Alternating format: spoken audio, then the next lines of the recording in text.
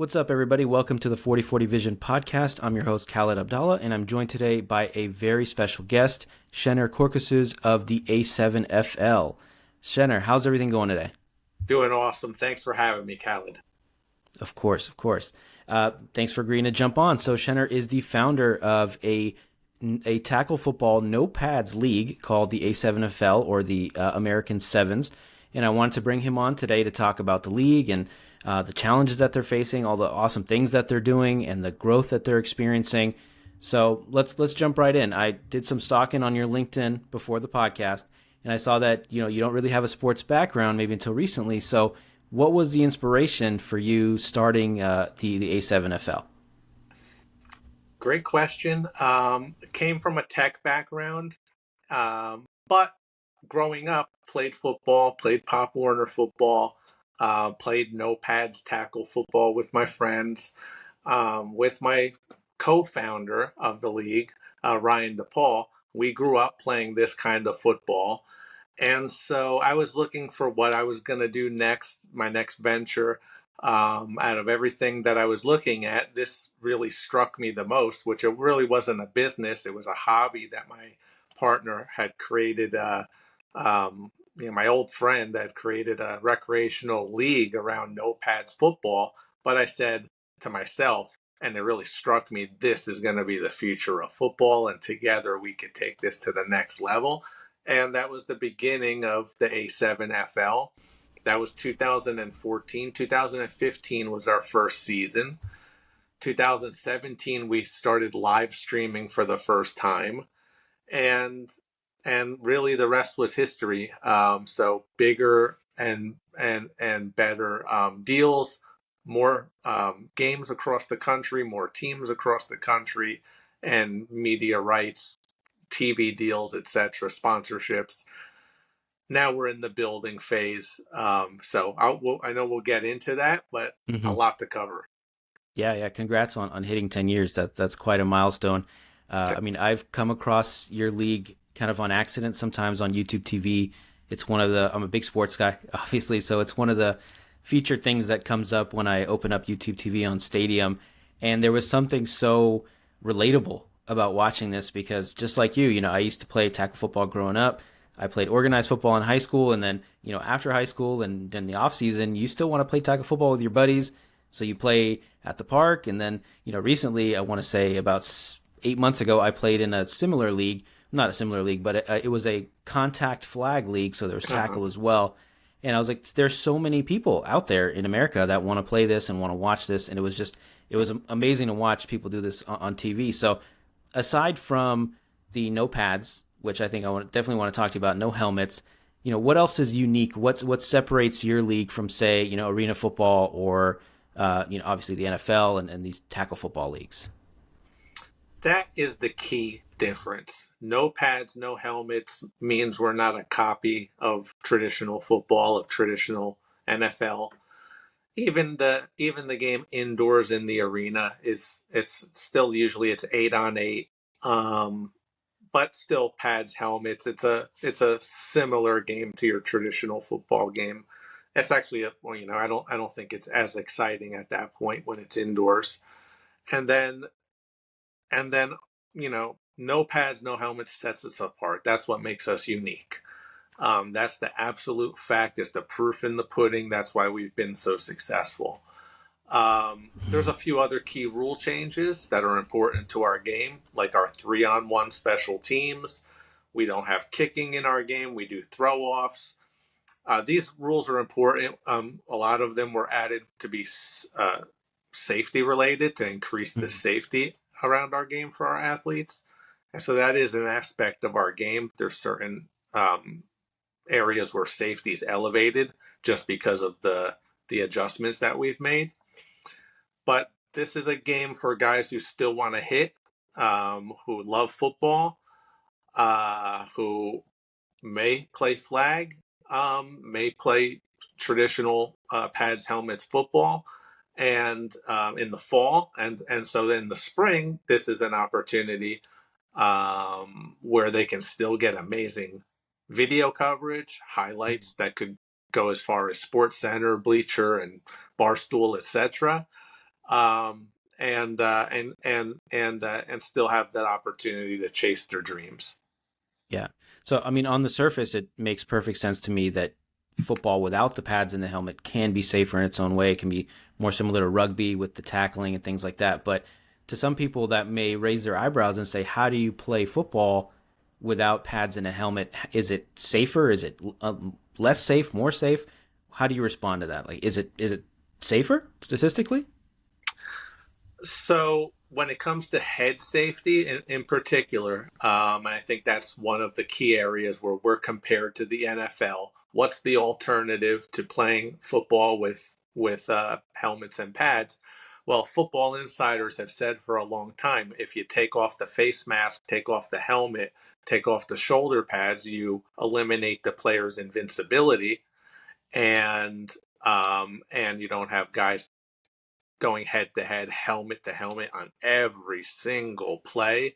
Not only the big hits that cause concussions that are clear and everybody can see, but the multitude of repetitive subconcussive blows, the tapping every single play that are still can sometimes be big hits but aren't concussions. Those add up over. We practically eliminate that in our game. That's the reality. That's not BS. You could just watch our game and see that. It doesn't mean our guys still aren't playing football, and this is real physical football. So they're still banging up, they're still hitting the ground, they're still taking big hits, and there can still be freak accidents just like in any sport. Mm-hmm. So we're not saying it's as safe as running or jogging or something like this. But in a lot of ways, it's safer than traditional football, especially when it comes to head safety. We think our game's elevating head safety. We did 2 studies with NJIT, the New Jersey Institute of Technology, where I graduated, and they started to show that our sport elevates head safety for our athletes. All of our athletes were shown to start to have the level of safety that typically a quarterback has in traditional football, which is one of the safer positions. They're the most protected position. Whereas on the line in football, it's one of the most dangerous positions because of all of that repetitive hits. You don't see any of that in our game. Yeah, I've definitely heard that, in the CTE studies and things like that. It's not the big kind of woo hits that give CTE and cause the real damage. It's the repetitive, mostly the offensive and defensive linemen, just every play batting, hitting their heads, like you said, those subconcussion hits, just banging over and over and over, and that's the real where the damage builds up. So it definitely makes sense to me. Like I said, it makes sense to me that it is safer from that perspective, and just and like and rugby and and some of these and, other and, sports. and sorry to cut you off. And so No. the research is still ongoing. I'd say probably half of the community might say that it's the repetitive hits that are the major factor. The other half of the scientific community might say it's still the big hits that's the major factor. So, I think it's still an area where we need a lot more research, and we welcome anybody in the scientific community, universities, any kind of studies and government studies to get involved with our league and see for yourself. And just like we did when we put biometric mouth guards on our guys, we get the data and it starts to show that picture, but a lot more research is needed. Yeah, for sure, for sure. So when it came to building the league, and I mean, even till today, what process do you go about in selecting the teams or the franchises? And I guess this is a separate question, but I do want to talk about how you find the talent and the coaches. But let's start with the locations. How do you pick the cities? How do you pick the regions where you are going to be setting up shop? So we have a loose strategy of where we want to be, but it's really depending on where we're finding ownership for those new markets as we expand. So we've been pretty fortunate to be expanding in a way where it's as convenient as possible for us. So travel is a key to the operations of the league. So we're represented fairly well on the East Coast where we began and on the West Coast now, which started with our Los Angeles division and expanded to our Nevada division. Now we're starting to fill in the middle of the country. So we have Cincinnati, we have Indianapolis, our newest division. We have Columbus, Ohio, one of our newer divisions as well. We're looking to get into Texas, so there's areas that we have our eye on, Atlanta and Georgia, a few other key areas where we're looking to expand to sooner than later. We want to get into your neck of the woods in Pittsburgh or Philly. Yeah. So, but we started on the East Coast. We grew out of New Jersey. We grew out of that Northeast area, that tri-state area. Um, and and so we have divisions everywhere from right now Orlando to the West Coast. Yeah. I mean, I'm sure Texas, you'll have no trouble finding people that want to play Oh yeah. football. That's Yeah. the heartland.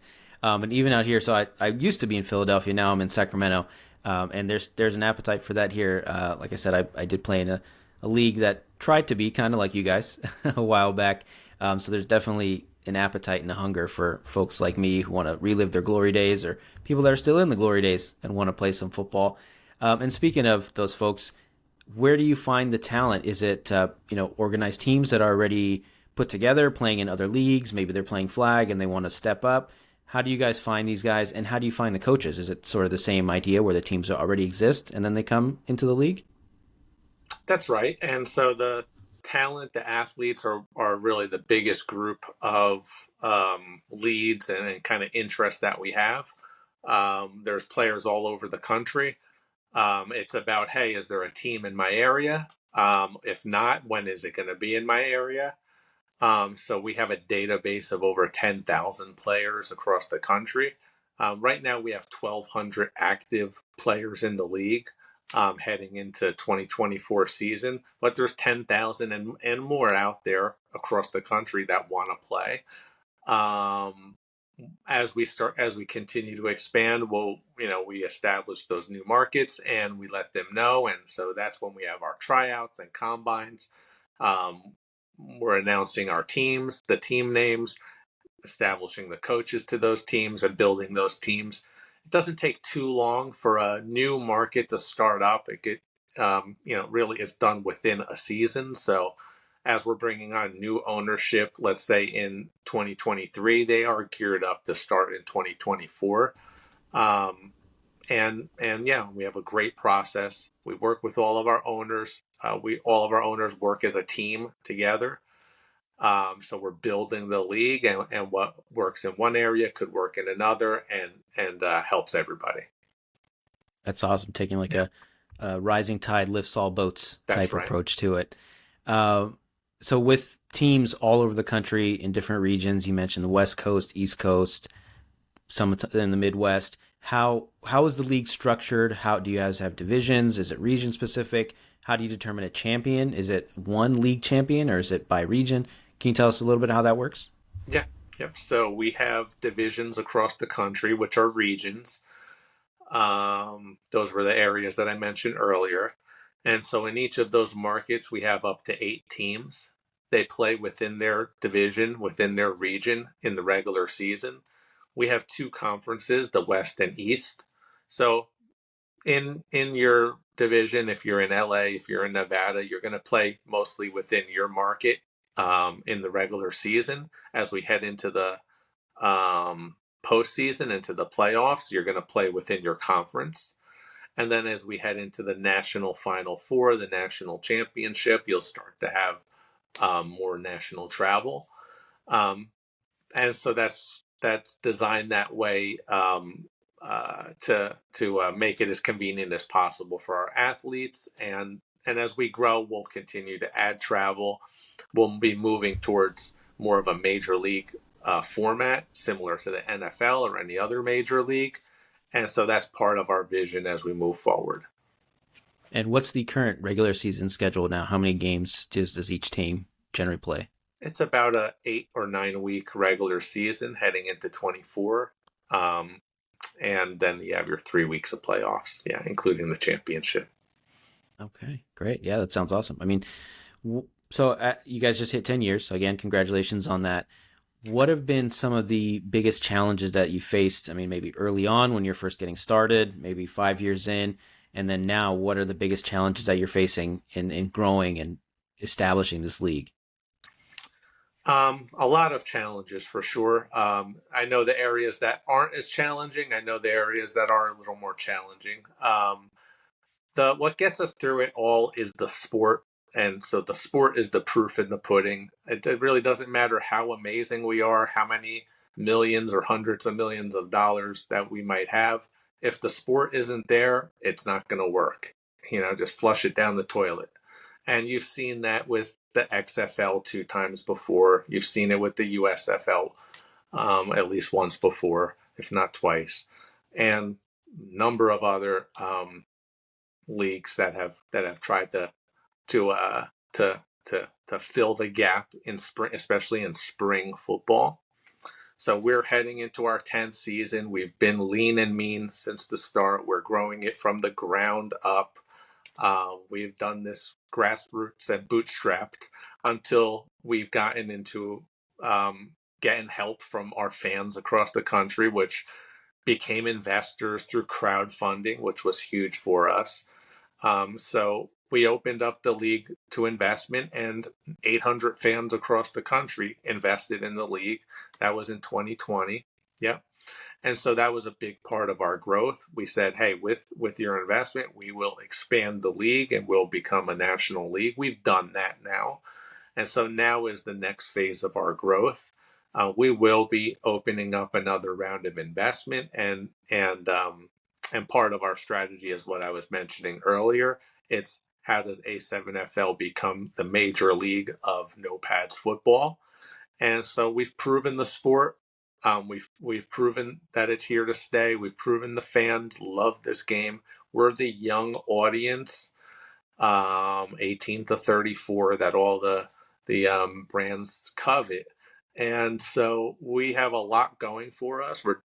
We've done a lot of great media rights deals, and then there's so much upside ahead of us. We have yet to get into sports betting, but we're on kind of on the fringe of that and having those discussions.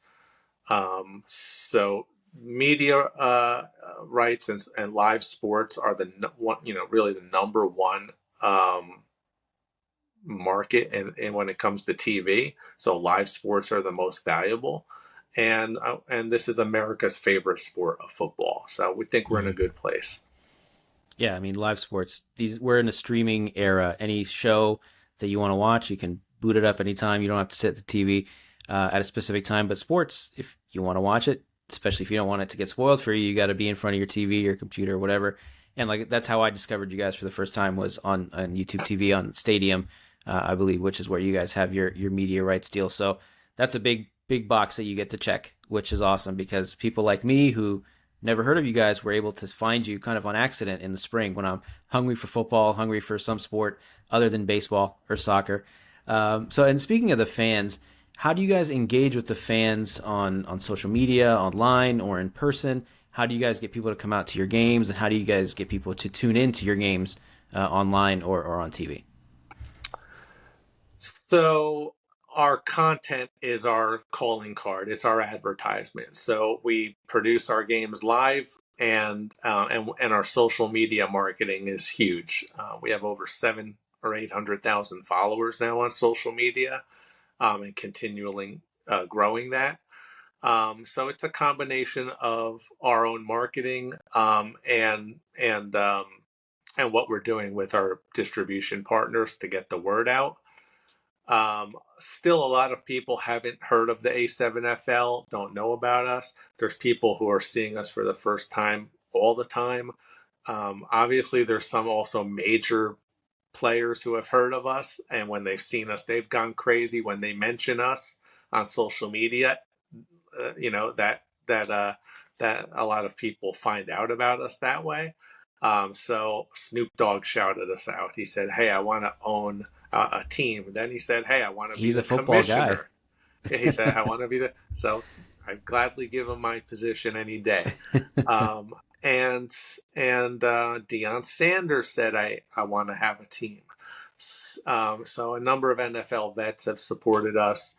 So I think it's just a matter of time before we bring in some major celebrities, and NFL names to the league, and just keep building on the excitement around the sport.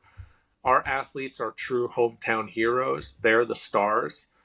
And so we focus on our athletes. We keep putting them out there, and they keep playing their hearts out. And so it's a winning recipe.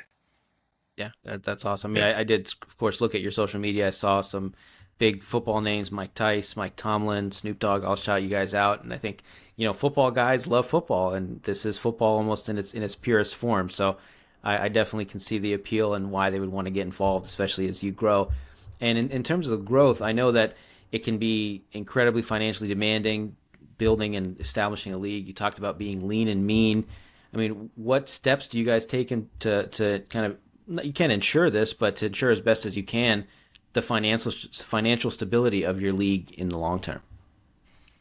That's where I go back to the sport itself. So Mm-hmm. if the sport wasn't there, we'd be wasting our time, wasting our money, wasting our investment. But we believe in this sport, and it's shown us that we should have that faith in it. So heading into our 10th season, it doesn't mean that that it's guaranteed that we're going to succeed. We're still lean and mean, like I said. But it means that we have the utmost confidence and belief in kind of our mission.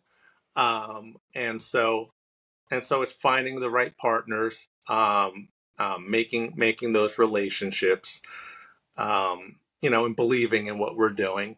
And so, yeah, and knowing we have the right team to make it happen. Yeah, and about these partners and sponsorships, I mean, what are some of the biggest ones that you've been able to, uh, you know, latch onto here? Yep. So we work with Cricket Wireless, who is a great sponsor for us. This past championship, we did it out of an indoor stadium in Arizona, amazing stadium. So working with the Anderson Auto Group, for example, who owns the stadium and has the local dealerships there. Michelob, Budweiser sponsoring the event. So um, as we continue to grow, that's going to be key for us. It's attaching brands to our audience, and our audience is that young demographic, 18 to 34. Yep, it is mostly guys who are watching football. It's a multicultural audience. This is America's favorite sport, so we know we have that connection, and now it's how to add value to that. And there's a lot of great opportunities to do that. We can be super creative. And I think you'll see a lot more of that this season. And that's pretty exciting for us when we have those opportunities. And I think you guys have an almost infinite talent pool to pick from in terms of players and coaches. Um, you mentioned tryouts and things like that. So how do you guys vet the players that are trying to join the league? What are the eligibility requirements that do you have to be just over 18? Do you have to be out of high school and college? What are the rules for joining the league as a player? Great question. Yeah, you do have to be 18 or older. Of course, you got to make the team. Our minimum roster is 14. The maximum is 35. So all of our teams have pretty much a space to pick up, and even 8 teams in each market. So there's room to pick up a few hundred guys onto these rosters. Depending on where they are, they may only have 2 to 4 teams that season. They may have 8 teams. Like in Vegas, they have 8 teams. So they'll have a few hundred guys playing out of Nevada. Um, you'll even see some former NFL players in the A7FL, and I think we'll continue to see more of that. So we just had Dominic Rogers Cromartie playing for the Tampa Nightcrawlers, so I'm wearing their jersey today. Um, It's a and big name, former Raider. yeah, Yeah, we're former really, Cardinal, I really think too. proud to have him in the league, and so a lot of these guys they still want to play football. He's a guy who's played and been super successful in the NFL, amazing athlete, still wants to play. I'll probably play some flag football also, but when presented with the opportunity to actually still hit and be as kind of get that feeling back like when he was in the NFL, this is the perfect opportunity. And is the compensation for these players, is it public information? Can you share that with us? Or Yeah, I could share that. So the compensation is prize pool. So we have a prize pool for the championship winning team. Our athletes aren't compensated individually. They're actually registering, paying a registration fee to play in the league. That's one of the unique aspects here, and also one of the aspects of the growth to come as we move forward. Our athletes will start to get paid, start to travel cross country. So right now, less commitment, but even with this format, the excitement and entertainment of the sport is tremendous. So it just goes to show why we're so kind of excited and believe in our sport. yeah, I don't think that's that unique. I mean, I think it's an awesome way to ensure commitment. It's just like any other league or tournament that you want to play in, whether it's soccer, golf, football. You're paying to play because you're paying, for the fields, the uniforms, the referees. You can go play football in the park with your buddies if you want, but it's not going to feel the same. So I totally get the approach of wanting to have that pay to play approach. And then you mentioned a few times the future and the growth that you guys are looking for. Where do you see this league in the next 5 or 10 years? You mentioned filling up the middle of the country, expanding to different markets. Paint me the big picture here in Mm-hmm. 5 to 10 years. Yeah, pretty straightforward. Not reinventing the wheel. Sports are designed in the way that they are for a reason. It's just like the mathematics. It's as simple as that. So we're expanding across the country. Right now, we have 8 teams in each of our markets.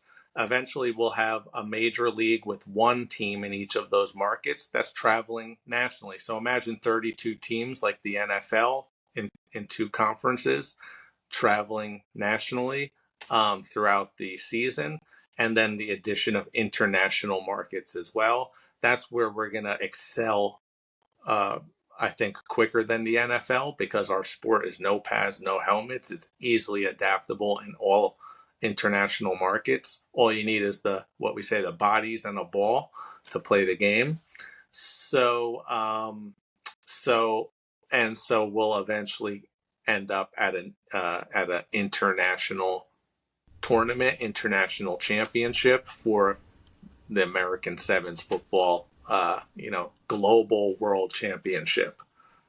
Yeah, I mean, you read my mind. That was my next question. Is if there's any international aspiration? Sounds like you guys are already there. Anywhere in particular you guys are thinking about? I mean, I'm just picturing some rugby guys from Italy or England or New Australia, Zealand. yeah. All these places. Yeah, I mean, so Australia is where you guys are looking at first. Also Australia, Canada, obviously the UK, Mexico, Brazil, a number of international markets, and some of them are already playing our sport recreationally. And over the years, they've shown interest in trying to develop it further. So I think we're just kind of taking a step by step approach. We're focused on the U.S. and then we're moving outwards from there.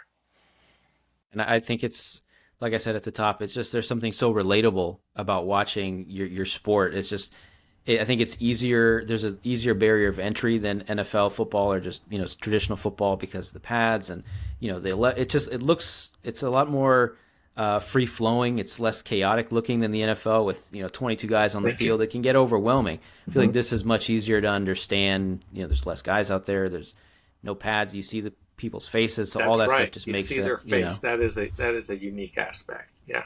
yeah, so a lot more approachable, a lot more relatable.